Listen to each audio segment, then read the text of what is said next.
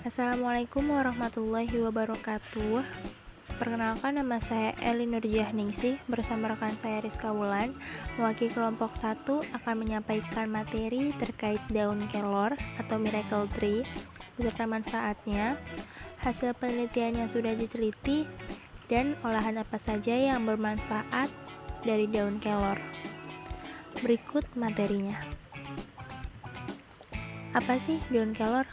Daun kelor merupakan tanaman dengan segudang manfaat yang berasal dari suku Moringaceae. Ukurannya yang kecil, daun kelor juga memiliki bentuk oval dan bertangkai. Tinggi pohon ini mencapai 11 meter, dengan ujung-ujung rantingnya dihiasi bunga berwarna kuning beraroma semerbak.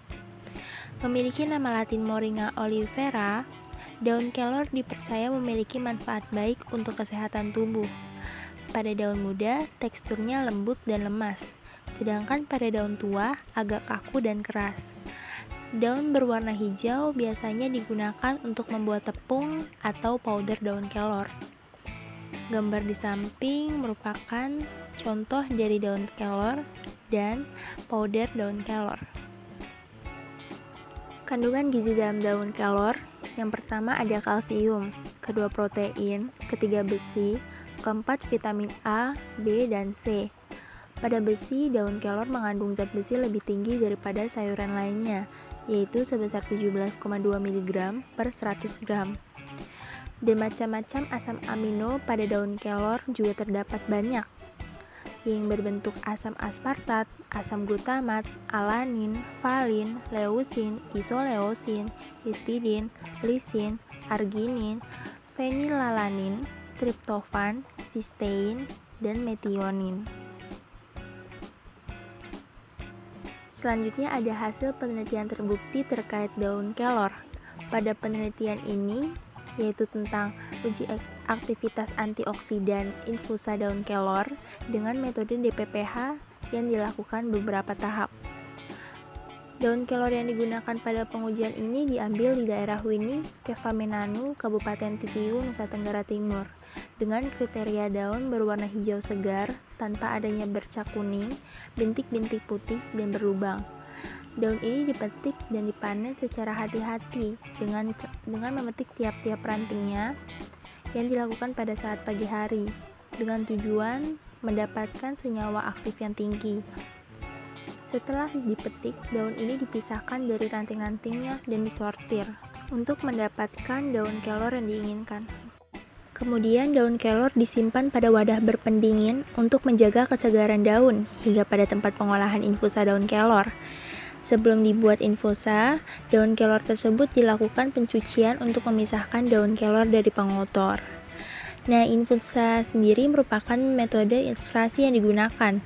Karena dengan menggunakan metode infusa, penggunaan pelarut aquades yang bertujuan untuk mendapatkan zat aktif bersifat polar dapat tersaring dengan optimal. Zat aktif yang dimaksud ini seperti flavonoid dan polifenol, bersifat sebagai antioksidan.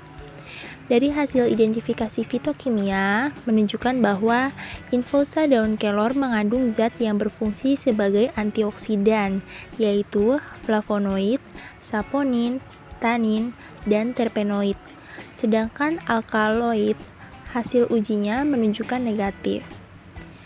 Selanjutnya ada manfaat dari daun kelor yang akan dibawakan oleh rekan saya.